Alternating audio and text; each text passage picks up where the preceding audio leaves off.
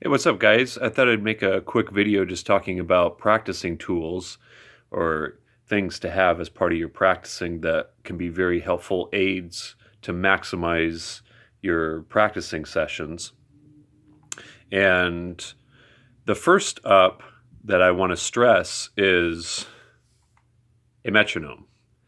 And whether you use your phone or an external metronome like this one, the metronome is a very key element to maximize your practicing because time, rhythm, groove are all related, and this is what's going to tie everything together.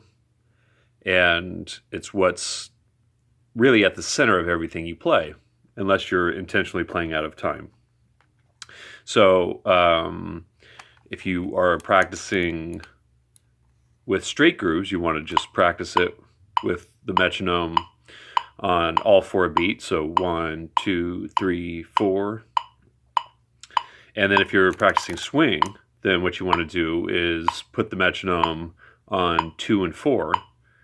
So it's not as if the metronome is actually clicking 2 and 4. It's really in your head, you're thinking of it as clicking on 2 and 4. So that would be like a 1, 2, 3, 4, a 1, 2, 3, 4. Yeah, so this is the first thing I would recommend to have as part of your practicing on a regular basis.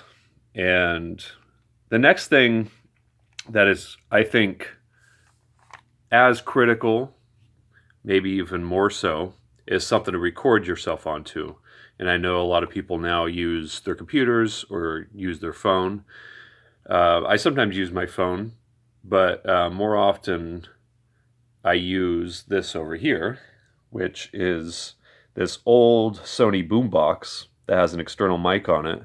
And I've just had it since I was a kid, and it still works, and it works great for practicing because it's right here next to me. I'm sure some of you have noticed this sitting on a chair in some of my videos of me playing.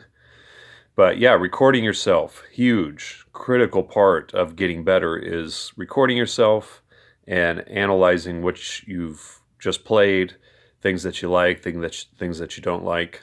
Especially, for instance, practicing with the metronome, you don't really know objectively if you're on or off from the metronome until you've listened back to it.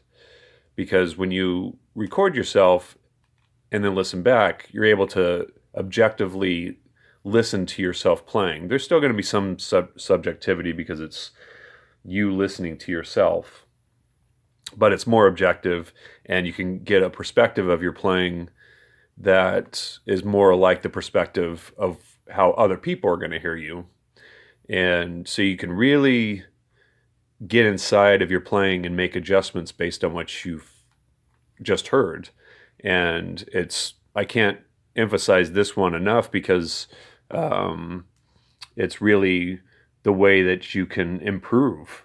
Otherwise, yeah, it's basically, you can think of it, I sometimes tell my students this, you can think of it like it's the mirror for your ears. And it's a way of just taking a close look at yourself. Anyways, yeah, so something to record yourself onto. Doesn't have to be fancy, obviously. Yeah, so metronome, recorder, and then the next couple things, which are fairly new for me, starting with this looper. I got this TC Electronic Ditto looper about 2.5 or so years ago, and it's been very, very helpful in many, many ways. And so you can, actually, I'm going to make a whole video just talking about the looper and how I like to use it, and maybe some tips for those that aren't too familiar with using it. But yeah, really, really helpful to have a looper. That way you can record bass or chords and play along with it. And this freeze pedal is also very new. But the thing is like if you're checking out some chords, you can immediately have a bass sustain and hear the chord over the bass And yeah, so the freeze pedal is great to have as an addition to your practicing tools.